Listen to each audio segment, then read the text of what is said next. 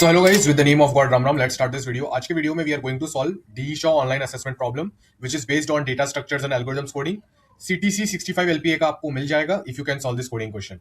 And during the weekends, I used to like randomly sit for contests or solve data structure algorithm problems, different competitive programming contests, even for like 6 to 7 hours. So I've done that. And apart from that, I think one thing that helped was the daily life training sessions of different like companies, different unseen problem of different companies, online assessments.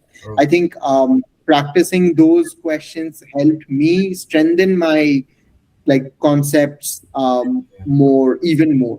For the एक बात मैं कहना चाहूंगा guys कि Abhigyan is from USA, so his time zone is different. So I use to take classes at 8 PM, तो भी वो हमेशा मैनेज करके क्लास आ जाते थे. Even I was shocked how was he doing that. Like Indian students were getting absent but he was not getting absent. Okay, so great job Abhigyan. अब coding question के हमारे पास पिक्स नहीं है क्योंकि जिस स्टूडेंट ने एग्जाम दिया था कैमरा ऑन था, तो student could not take the image of the problem. और बहुत सारे बच्चे ऑफ कैंपस के अलावा ऑन कैंपस दे रहे हैं DE Shaw का ऑनलाइन असेसमेंट. तो जब ऑन कैंपस देते हैं, वहाँ कॉलेज में लैब्स होती है, तो आप मोबाइल निकाल के फोटो नहीं खींच सकते एंड ऑल दैट, और कैमरा भी ऑन होता है, इन्विजिलेटर्स भी होते हैं, तो क्वेश्चन का फोटो आज हमारे पास नहीं है. But as per the students memory we do know what was the question. This is the question. Okay, तो गाइस इस क्वेश्चन के अंदर बहुत यूनिक तरीके से ना ग्राफ्स और डायनेमिक प्रोग्रामिंग ऑन मैट्रिक्स का मिक्सचर है. तो आपको ग्राफ्स भी बहुत अच्छे से आना चाहिए, specifically breadth first search BFS, और डायनेमिक प्रोग्रामिंग मैट्रिक्स और ग्रिड पे जनरली कैसे लगाते हैं to calculate number of ways and things like that, वो भी आपको आना चाहिए. इन केस आप लोगों को वो चीजें नहीं आती हैं तो डोंट वरी, पहले हम इस क्वेश्चन के इजी वर्जन को सॉल्व करने का ट्राई करेंगे इस वीडियो में, फिर रियल वर्जन पे जाएंगे, ताकि आपको डायरेक्टली एकदम झटका ना लगे कि सर इतना हार्ड क्वेश्चन आएगा एग्जाम में तो हम कैसे करेंगे. Don't worry, you can do it. इतना डिफिकल्ट नहीं है. बस आपको कुछ पर्टिकुलर एल्गोरिथम्स लिखने का बहुत प्रैक्टिस होना चाहिए, ठीक है ना. माइंड मसल मेमोरी स्ट्रांग होना चाहिए. So let's start with the procedure now guys. तो गाइस देखो, आपको प्री रिक्विजिट करने के लिए ना ये वीडियोस मेरी देख लेनी चाहिए, ये वाली प्री रिक्विजिट वीडियो, थोड़े ग्राफ के वीडियोस देख लो मेरे यहाँ के, ठीक है. तो ये सब चीजें करोगे तो आप लोग के लिए चीजें बहुत बेटर रहेगी. क्लियर? मैं आपको लिंक टू प्री रिक्विजिट भी दे ही देता हूं ऊपर. प्री रिक्विजिट, ये जो मेरा कोर्स है videsicoine.in, ये आप लोग को कर लेना है. Complete graph part of it, graph plus DP part of it, ठीक है. अगर आप लोगों ने कहीं ये वाला चीज नहीं किया तो आपको फिर क्वेश्चन समझ में नहीं आएगा, ठीक है. तो चलो अब चलते हैं, क्वेश्चन को समझने की कोशिश करते हैं. इजी वर्जन क्या है? इजी वर्जन यही है कि आपको एक मैट्रिक्स दे रखा है, आपको बताना है कि 1,1 से n,m को रीच करने के कितने तरीके हैं. तो ये एक बहुत स्टैंडर्ड क्वेश्चन हो जाता है, राइट. तो भी चलो देखते हैं क्या कर सकते हैं. खुद को मैं थोड़ा छोटा कर लेता हूं. Okay, so guys easiest version देखो, इस क्वेश्चन के 3 वर्जन होंगे. एक वर्जन, फर्स्ट वर्जन मैं भी डिस्कस कर रहा हूं, फिर सेकंड वर्जन, फिर रियल वर्जन पे जाएंगे, ठीक है. तो पहला वर्जन तो कुछ नहीं है, बस आपको मैट्रिक्स दे रखा है. इसको सॉल्व करने के 2 तरीके, एक तो है आप मैथमेटिकल कॉम्बिनेटोरिक्स फॉर्मूला निकाल के लिख लो, या फिर डायनेमिक प्रोग्रामिंग और मैट्रिक्स से करो. बट आप अभी के स्टेज पे डायनेमिक प्रोग्रामिंग और मैट्रिक्स इज इनफ. तो गाइज आपको एक ऐसा मैट्रिक्स दे रखा है, ठीक है ना. आप 1 बेस्ड इंडेक्सिंग अज्यूम कर लो, ठीक है. 1 2 1 2, ये आपका स्टार्ट सेल है, यू नो ना, टॉप लेफ्ट आपका स्टार्ट सेल, और ये आपका एंड सेल है. ये मैट्रिक्स में एकदम जो ऊपर दिख रहा है वो टॉप लेफ्ट में स्टार्ट सेल है, और ये एंड सेल है, ठीक है. तो आप स्टार्ट सेल से चालू करो, आप एक मूव में राइट जा सकते हो या डाउन जा सकते हो, ठीक है. तो कितने तरीके हैं स्टार्ट से लेके एंड तक रीच करने के, ये गाइस आप लोग को बताना है. बता दीजिएगा गाइस, बाइसेप फ्लेक्स कब हुआ था, टाइम स्टैम्प क्या था, नीचे बता दीजिएगा. मेरी बात एकदम ध्यान से सुनिए आप लोग. 2 ही तरीके हैं स्टार्ट से एंड रीच करने के. क्या कि पहला तरीका है कि पहले राइट जाओ फिर डाउन जाओ, दूसरा तरीका है कि पहले डाउन जाओ फिर राइट जाओ. मतलब पहले राइट जाओ, यहां से यहां आ गया, फिर डाउन जाओ, वहां से यहां आ गया. दूसरा तरीका क्या है, पहले डाउन जाओ, वहां से यहां आ गया, फिर राइट जाओ. तो 2 तरीके हैं. बट गाइज एक बहुत बड़े मैट्रिक्स के लिए कैसे सॉल्व करेंगे, कोई बिग डील नहीं है, एकदम सिंपल सी ट्रिक है. मैं आप लोगों को समझा देता हूं क्या होगा. आप एक करस्पॉन्डिंग डायनेमिक प्रोग्रामिंग मैट्रिक्स बनाओगे. ये समझो हमारा ओरिजिनल मैट्रिक्स है, ठीक है. ये हमारा ओरिजिनल मैट्रिक्स है. हम लोग इसका एक करस्पॉन्डिंग डीपी मैट्रिक्स बनाएंगे, जहां पर DPij will calculate the number of veg. मैं यहां पर लिख देता हूं, लिखा हुआ भी है वैसे. DPij क्या बताएगा, number of ways to go from 1,1 to i, j. तो ये बहुत ही स्टैंडर्ड टाइप का क्वेश्चन हो गया. बस आप लोग का बेसिक रिवीजन करवा रहा हूं। तो समझो इस टाइप का होता मैट्रिक्स, ठीक है, 1 2 3, ठीक है, और यहां पर 1 2, ठीक है। तो अब एक करस्पॉन्डिंग डायनेमिक प्रोग्रामिंग मैट्रिक्स बनाएंगे।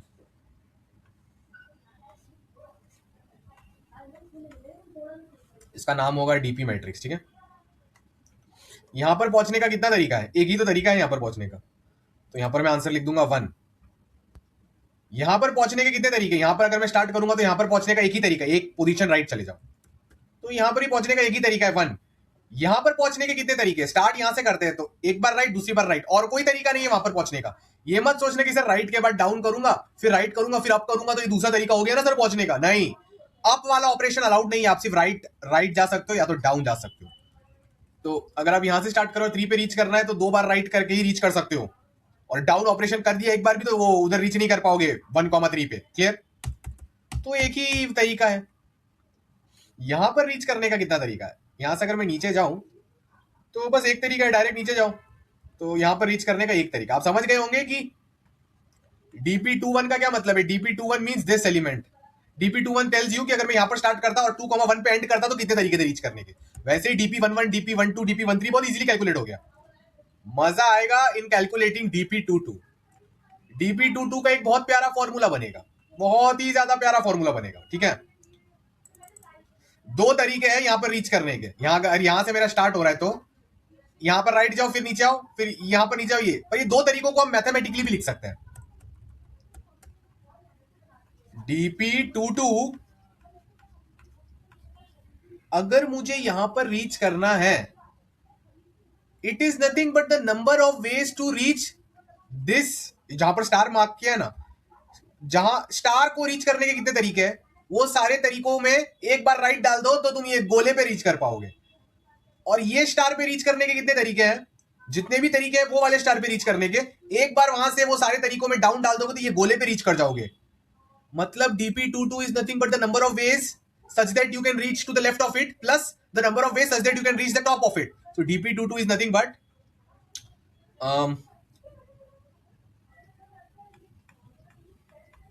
dp21 plus dp12। और ये dp21 क्या है? ये स्टार पे रीच करने कितना तरीका? एक तरीका है। और dp12 ये वाले स्टार पे रीच करने कितना तरीका? एक तरीका है। तो ये जो तरीका यही तो घूम फिर के यहां पर रीच करता है, और ये जो तरीका यही तो घूम फिर के यहां पर रीच करता है, इसलिए दोनों को ऐड कर दिया। आप समझ गए होंगे बात को। सो dp22 is nothing but dp21 plus dp12, और 1 + 1 क्या आएगा? 2 आ जाएगा। सच्ची में 2 तरीके हैं, ठीक है। तो फॉर्मूला गाइस आप लोग को दिख गया गाइस, इतना भी मतलब आप लोग समझ गए, आप लोग बहुत इंटेलिजेंट हो, ज्यादा डीप में मैं जा नहीं रहा हूं। ये 2 आएगा, ये क्या आएगा? Number of ways to reach here is nothing but यहां के नंबर ऑफ वेज प्लस यहां के नंबर ऑफ वेज, 2 + 1 3। और सच्ची में 3 तरीके हैं। क्यों? एक तरीका यहां से आ रहा है, राइट, एक तरीका यहां से आ रहा है, देखो ये रहा एक तरीका, यहां से यहां, यहां से यहां, ये एक तरीका। यहां पर रीच करने के 2 तरीके हैं ना, यहां पर रीच करने के 2 तरीके कौन से? वो एक तो ऐसे और एक तो ऐसे। अब ये दोनों तरीके ऐसे ऐसे राइट जाएंगे तो ये हो गए ना 2 तरीके यहां पर भी पहुंचने के, और एक तरीका ये वाला, तो हो गया ना टोटल 3। तो फॉर्मूला क्या बना? बहुत सिंपल फॉर्मूला बन गया गाइस। जल्दी चलते हैं आगे। dpij is nothing but dpi-1j plus dpij-1। ये फॉर्मूला लगा के 2 नेस्टेड फॉर लूप लगाना, आराम से क्वेश्चन सॉल्व हो जाएगा, ठीक है। अब गाइस अपडेटेड क्वेश्चन पे चलते हैं। इजी वर्जन सॉल्व कर लिया, अब इजियर वर्जन के पास चलते हैं। तो देखते हैं इजियर वर्जन हमको क्या सिखाना चाहता है। बहुत मजे से कोडिंग करना है, 65 LP आपको ही लगेगा, बिल्कुल स्ट्रेस लेने की जरूरत नहीं है। कॉफी बहुत गर्म है। अब मेरी बात आप लोग ध्यान से सुनिए। रियल वर्जन में वो क्या बोल रहा है ना, कि आपको अभी भी स्टार्ट सेल से एंड सेल पे जाना है, बट अभी थोड़े लोचे हैं। क्या लोचे हैं सर? बताता हूं।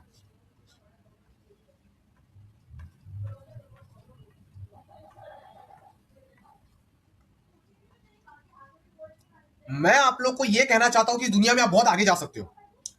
अब स्ट्रेस लेना छोड़ दो, मेरे वीडियोस ऑन कर दो बैकग्राउंड में और अपना पढ़ाई करते रहो। मेरे मोटिवेशनल वीडियोस चालू कर दो और पढ़ाई करते रहो, आपका काम बच जाएगा। Now listen. तो गाइज अभी क्या है कि ये स्टार्ट सेल है, नंबर ऑफ वेज जानना है स्टार्ट से लेके एंड पे रीच करने का। बट हम वही सेल्स को विजिट कर सकते हैं जिनकी वैल्यू 1 है, 0 वाले सेल्स को विजिट नहीं कर सकते। तो अभी कितना तरीका है?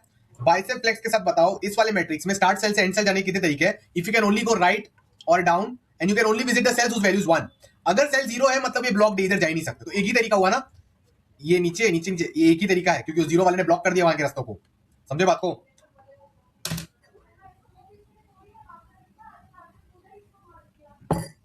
मजा आ रहा है, मुझे भी बहुत आ रहा है, आपको होपफुली बहुत अच्छे से आपके माइंड में जा रहा है, बहुत क्लियर हो रहा है. Let's keep on enjoying. Okay, so इसके अंदर कुछ नहीं करना है guys, same formula same formula.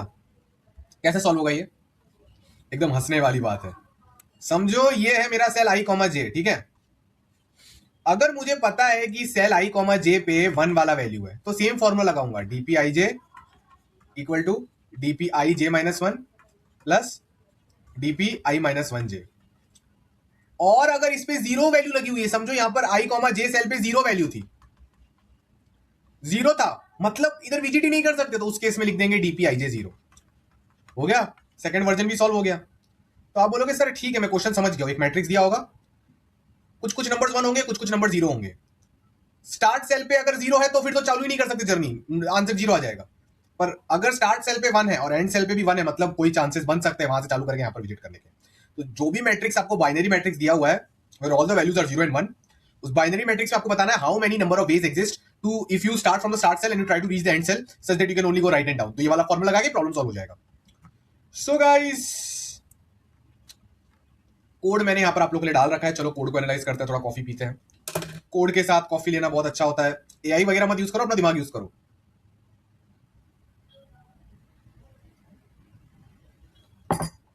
So guys क्या हालचाल, मजे में होगी नहीं? अब सुनिए मेरी बात. देखो एनएमके किया, ये आज ही आप लोग के लिए कोड लिखा है मैंने बाय द वे. एनएमके लिया, ये ग्रिड लिया, डीपी लिया, ग्रिड का इनपुट लिया, पूरा सी प्लस में जावा पाइथन का भी कोड आ जाएगा.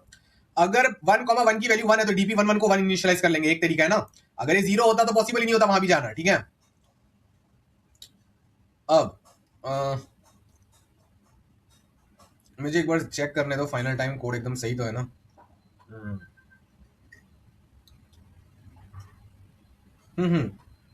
सही है सही है. आई जाएगा 1 से एन, जे जाएगा 1 से एम. अगर आई भी 1 है जे भी 1 है तो कुछ मत करो, पहले इसका डिसाइड हो गया. नहीं तो फॉर्मूला डीपीआईजे का यही है. बट अगर करंट सेल 0 वाला है मतलब यहां पर विजिट नहीं कर सकते, तो डीपीआईजे सारे रास्ते 0 कर दो.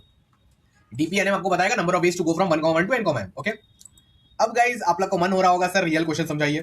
तो गाइज ये रहा क्वेश्चन रियल वाला, ठीक है. You are provided with data package of size n cross m. मतलब रियल में क्वेश्चन और लंबा चौड़ा था, वो तो स्टूडेंट की मेमोरी के हिसाब से थोड़ा छोटा करके लिखा हुआ है, ठीक है. सुनिए, you are provided with a data package of size n cross m represented by a matrix packages p comma q.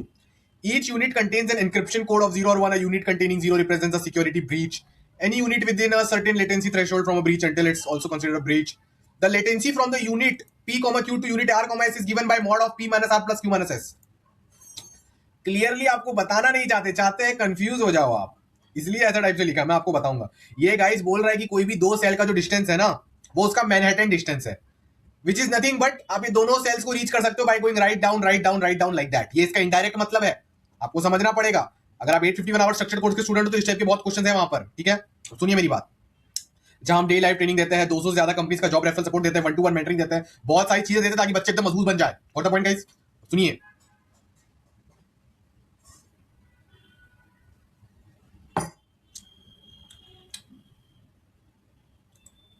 Okay अब क्या करना है, मजे करने हैं भाई, बहुत ज्यादा मजे करना है, स्ट्रेस नहीं लेना है. अब क्वेश्चन क्या बोल रहा है ना, एक बार रीलोड मार लेते हैं, ठीक है. Reload reload reload. क्वेश्चन ये बोल रहा है भाई लोगों सुनो मेरी बात. क्वेश्चन बोल रहा है कि इनिशियल आपको मैट्रिक्स दिया हुआ है हमने, ठीक है. इसमें कोई कोई सेल्स 1 होंगे, कोई कोई 0 होंगे. आपको इसको एक फाइनल मैट्रिक्स में कन्वर्ट करना है. क्या करना है सर? फाइनल मैट्रिक्स में कन्वर्ट करना है. फाइनल मैट्रिक्स में भी कुछ कुछ सेल्स 1 होंगे, कुछ कुछ 0 होंगे. अरे स्ट्रेस मत लो यार, कुछ कुछ सेल्स 1 होंगे, कुछ कुछ 0 होंगे. फाइनल मैट्रिक्स का भी यही हालचाल होगा. Clear? Okay sir. Final matrix में आपको वो डायनेमिक प्रोग्रामिंग वाला एल्गोरिथम लगाना है to find the number of ways to go from 1,1 to n,m such that you are only visiting the cells whose value is 1. अब आप बोलोगे सर ये फाइनल मैट्रिक्स जनरेट कैसे करते हैं सर? क्वेश्चन ये कह रहा है कि जो ओरिजिनल मैट्रिक्स है ना उसके साथ आपको एक k वैल्यू दी गई है, तो जहां जहां 0 है उसके k डिस्टेंस के अंदर जितने भी सेल्स आते हैं ना वो भी इनफेक्ट होके 0 हो जाएंगे. तो ऐसा इन्फेक्शन करवाओ, फिर उस फाइनल मैट्रिक्स पे डायनेमिक प्रोग्रामिंग का एल्गोरिथम लगाओ। मैं क्या कहना चाहता हूं, पहली बात तो कितने भी जीरोस हो सकते हैं मैट्रिक्स के अंदर। मैं आपको चलो थोड़ा छोटा एग्जांपल दिखाता हूं।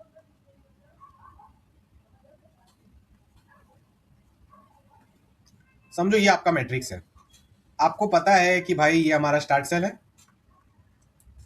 और ये हमारा एंड सेल है। आपको ये चीजें पता है, आप बहुत खुश हो, मैं आपसे भी ज्यादा खुश हूं। पर आपको के की वैल्यू दे रखी है 1, के की वैल्यू 1 दे रखी है। इसका क्या मतलब है, के की वैल्यू 1 दे रखी है, मतलब जहां पर भी जीरो वाली इस सेल की क्या कहते हैं वैल्यू है, ओके, ये जीरो है, इससे एक एक डिस्टेंस आप जा सकते हो, ऊपर, लेफ्ट, राइट, नीचे, ठीक है, और वो सबको भी जीरो बना देना है। तो जीरो के लेफ्ट में कौन था, एक डिस्टेंस पे ये, तो ये भी जीरो बन जाएगा। एक डिस्टेंस ऊपर कौन था इसके, ये था, ये भी जीरो बन जाएगा। इसके राइट में एक डिस्टेंस कौन था, ये भी जीरो बन जाएगा। तो गाइस ये बन गया आपका फाइनल मैट्रिक्स। अभी आप डायनेमिक प्रोग्रामिंग एल्गोरिथम लगाओ और ट्राई करो बताने का कि स्टार्ट से एंड सेल पे रीच करने के कितने तरीके, such that you are only travelling the cells with value 1। तो उसमें तो सेम लगा देंगे। गेम ये है कि ये फाइनल मैट्रिक्स कैसे जनरेट होगा। आपको ब्रेथ फर्स्ट सर्च करके स्प्रेड करना पड़ेगा ना इन्फेक्शन को, समझे। तो अगर के की वैल्यू 2 होती तो क्या होता, यहां से दो length up down left right करके दो मूव्स करके जहां जहां रीच कर सकते हो सब जगह जीरो से इन्फेक्ट हो जाएगा। तो ये एक डिस्टेंस पे आता है, मतलब जो भी guys less than equal to 2 के डिस्टेंस पे है वो सबके लग जाएंगे इनडायरेक्टली। तो अगर के की वैल्यू 2 होती तो जीरो कहां तक इन्फेक्शन फैलाता, यहां भी, यहां भी, यहां भी। एक स्टेप ऊपर जाओगे तो यहां भी, 2 स्टेप भी तो ऊपर जा सकते हो ना, के की वैल्यू 2 है। एक स्टेप ऊपर एक स्टेप लेफ्ट, तो यहां भी एक ऊपर एक राइट, क्योंकि इस अगर ये आई कॉमा जे है और ये एक्स कॉमा वाई है, तो आई कॉमा जे से एक्स कॉमा वाई का जो मैनहट्टन डिस्टेंस है ना, वही तो बोल रहे क्वेश्चन में, I minus x mod plus y minus j mod. ये मैनहट्टन डिस्टेंस 2 आ रही है, तो जब तक Manhattan distance less than equal to 2 है वहां सब जगह जा सकते हो। क्या यहां पर रीच कर सकते हो, नहीं। यहां पर रीच करने के लिए 3 मूव करना पड़ेगा, 1 2 3, नहीं, सिर्फ वहां जा सकते हो जहां लेस देन इक्वल टू 2। तो गाइस ये हो गया फाइनल मैट्रिक्स, इतने नंबर जीरो बन गए, बाकी सब बने। तो गाइस इसका सोल्यूशन क्या होगा, बहुत सिंपल है, बहुत सिंपल है। आपको इस मैट्रिक्स को अपने माइंड में विजुअलाइज करके एक ग्राफ में कन्वर्ट करना है। आपको विजुअलाइज करना है, ग्राफ में कन्वर्ट करना है। अब रियल में ग्राफ में कन्वर्ट करने की जरूरत नहीं, अपने दिमाग में ग्राफ में कन्वर्ट करो, क्योंकि इसके ऊपर एल्गोरिथम जो चलाएंगे वो ग्राफ वाली एल्गोरिथम ही चलने वाली है, ब्रेथ फर्स्ट सर्च। ये सब आपको नहीं आता है तो कोई रोने की जरूरत नहीं है, मैंने बहुत डिटेल में पढ़ाया हुआ है। ये रहा यहाँ प्रीरिक्विजिट कोर्स, आप लोग के लिए सारी चीजें सब बंदोबस्त कर रखा है। ये प्रीरिक्विजिट कोर्स अच्छे से करिए, बीएफएस डीएफएस के वीडियोस देखिए, ठीक है, तो आपको समझ आएगा कि मैट्रिक्स पे बीएफएस वाला एल्गोरिथम कैसे लगाया जाता है इन जनरल स्पीकिंग, ओके। तो चलिए अब देखते हैं क्या होगा। तो गाइस इसको ना मैं ग्राफ कन्वर्ट कर दूंगा। अभी आगे से मैं सिर्फ ग्राफ की ही बात करूंगा, अभी आगे से मैं मैट्रिक्स नहीं दिखाऊंगा बार बार, ओके। तो ये ग्राफ बनाऊंगा तो ऐसा दिखेगा ना, जहां जहां सेल्स थे वहां को नोड्स को कन्वर्ट कर दो और हर नोड्स को 4 डायरेक्शन में जोड़ दो। ये हमारा ग्राफ बन गया। अब ब्रेथ फर्स्ट सर्च एल्गोरिथम लगाएंगे वो वाले सेल से जिस सेल की वैल्यू 0 है। तो अगर ये सेल है, समझो एक्स कॉमा वाई है, ये सेल का जो भी था, रियल में ये सेल क्या होगा, 1 2 3 4, 1 2 3, तो ये सेल कौन सा हुआ, 3,2 हुआ। हमारे केस में x, y is nothing but 3,2। ऐसा कोऑर्डिनेट ज्योमेट्री में 3 इक्वल डाल के लिखते थे ना बहुत सालों पहले, मुझे याद आ रहा है। तो हम लोग बीएफएस चालू कर देंगे x, y से, मतलब हम लोग बीएफएस चालू कर देंगे 3,2 से। यहां से हम लोग ब्रेथ फर्स्ट सर्च अपना चालू कर देंगे, ठीक है, और क्या करेंगे, वैल्यूज लिखना चालू कर देंगे कितना डिस्टेंस चल रहा है। तो यहां से मैंने चालू किया ना, तो यहां का डिस्टेंस 1 मान लिया। फिर जैसे ये स्प्रेड होगा तो पता है ना ब्रेथ फर्स्ट सर्च ऐसे आग जैसे फैलता है, तो यहां पर आगे अब जो नेक्स्ट लेवल वाले नोड्स है उन सब पे 2 2 2 2 चला जाएगा। यहां पर 1 था, ये 2 बन जाएगा, ये 2 बन जाएगा, ये 2 बन जाएगा। बेसिकली ये वाले नोड से बाकी सारे नोड्स के शॉर्टेस्ट डिस्टेंस पता चल जाएगी। यहां से यहां का शॉर्टेस्ट डिस्टेंस क्या है, 2। अगर यहां से यहां का शॉर्टेस्ट डिस्टेंस 1 कंसीडर कर रहा हूं, वैसे 0 भी कंसीडर कर सकते थे। ये हो गया 1, ये हो गया 2, यहां से यहां का शॉर्टेस्ट डिस्टेंस अपने आप बीएफएस फाइंड कर लेगा 3। यहां से यहां का शॉर्टेस्ट डिस्टेंस 3, मतलब 3 नोड्स ट्रेवल किया और 2 एजेस। आपकी मर्जी, आपको एजेस गिनने की, टोटल नंबर ऑफ नोड्स गिनना है। यहां से यहां का शॉर्टेस्ट डिस्टेंस 1 2 3, यहां से यहां का शॉर्टेस्ट डिस्टेंस 1 2 3 4, 1 2 3 4, यहां से यहां का शॉर्टेस्ट डिस्टेंस 1 2 3 1 2 3 4, 1 2 3 4 5। तो गाइस हर सेल का हमको शॉर्टेस्ट डिस्टेंस पता चल गया 0 से। अब क्या करना है, सारे नंबर्स को चेक करो, जो जो नंबर्स यहां पर less than equal to k+1 है, ठीक है। लाइक एक काम करते हैं, आप लोग का ना बीएफएस का एक और छोटा एग्जांपल देने के लिए इधर जीरो डिस्टेंस से चालू करते हैं। समझो यहां से यहां रीच करने के लिए जीरो डिस्टेंस, अगर मैं यहां पर तो जीरो, ये वन, ये टू, ये क्या होगा 1, ठीक है।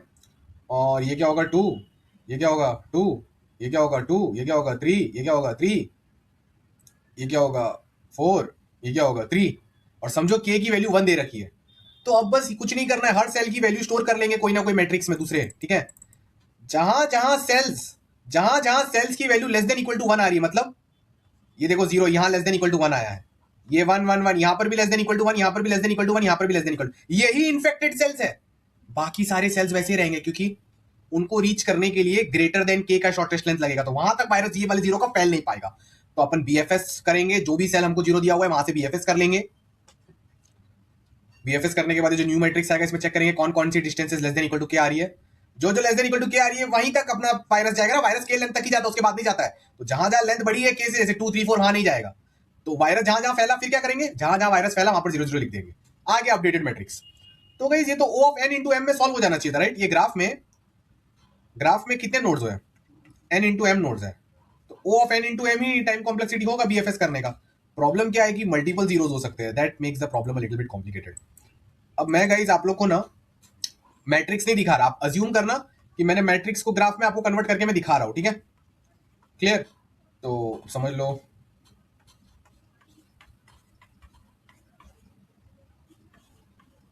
दो बार जीरो आ रहे थे समझो, और बाकी सब 1 है जो मैं दिखा नहीं रहा हूं आपको, ठीक है। आप ऐसा अज्यूम करो, ठीक है, बाकी सब 1 है, ठीक है। इतना आप लोग को समझ आ गया, मजा आ रहा है, मुझे भी आ रहा है। तो अभी सबसे पहले आप क्या करोगे, समझो के की वैल्यू हमको 2 दे रखी है, ठीक है।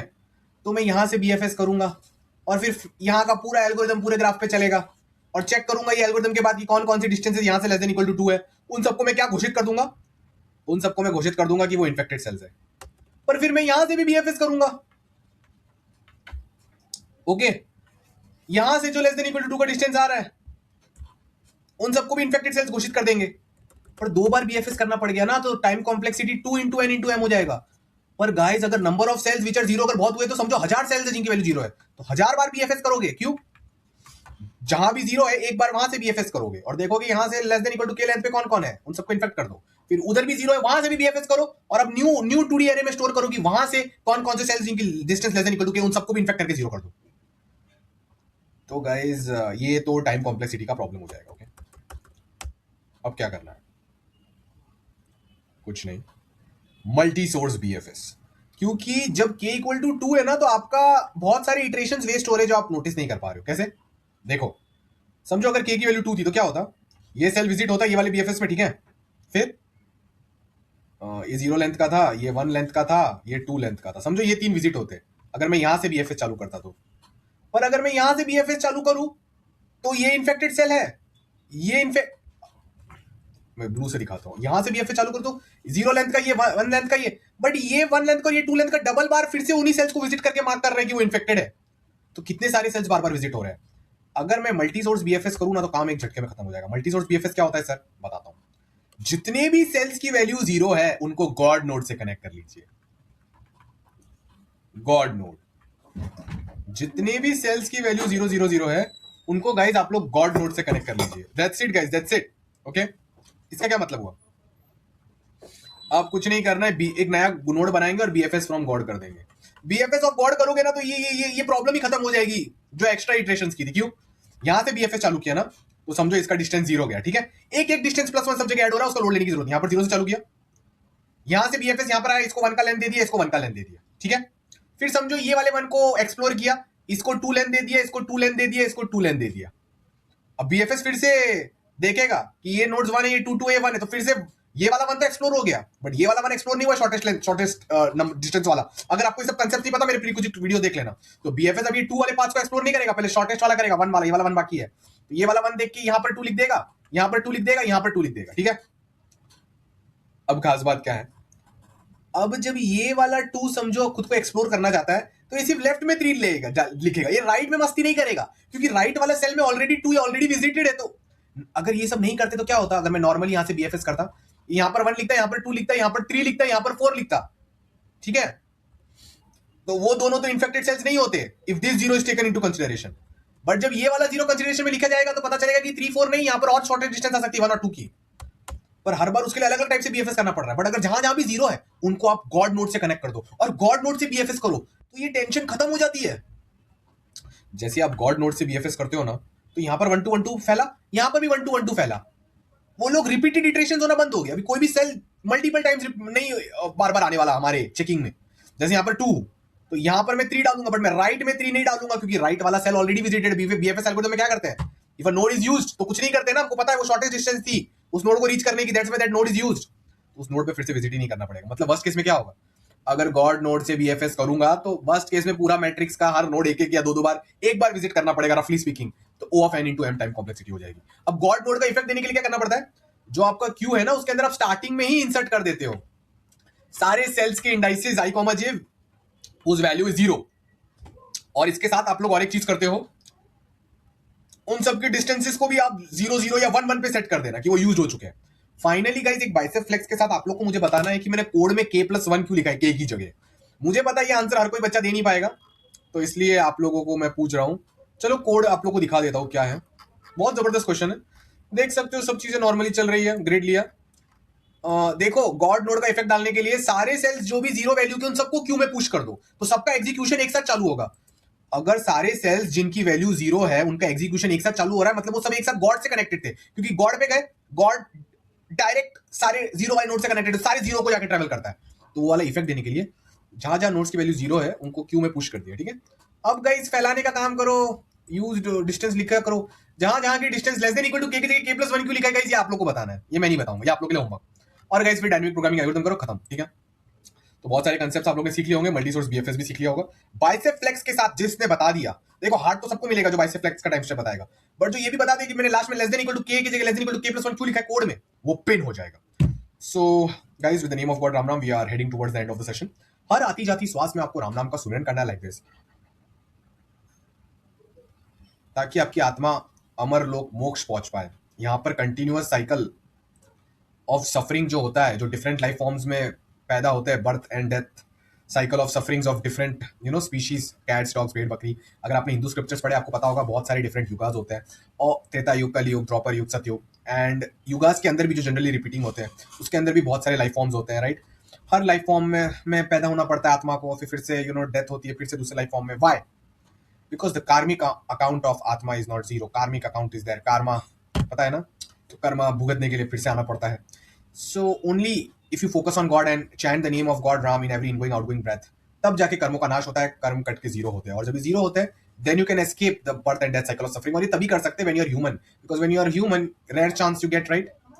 84 लाख बर्थ ऑफ स्पीशीज होते हैं it's written in Hindu scriptures, उसमें से एक स्पीशीज है human. So when you get to be born as human you get the special faculties, facilities, and intelligence to focus on God also. So please have faith in God plus good health plus good mindset. Make God the center of your life. Love, DSA, job, coding, relationship सब कुछ सालों के बाद रहेगा नहीं, तब आपकी आत्मा को भगवान के पास जाना होगा, बट नहीं जा पाएगी अगर आपने भगवान के प्रति कुछ भी नहीं किया है तो। So please make God the centre of your life, it will make you happy and calm in this life also, and when you reach moksha number low you will always be happy. Guys make sure you like, share, subscribe. इसके regarding और details Ramdwara website link, Ramdwara WhatsApp community link आपको description में मिल जाएगी, वहां पर आप और डिटेल्स ले सकते हो, गॉड क्लोज आ सकते हो, और कम्युनिटी से मिल सकते हो, जुड़ सकते हो।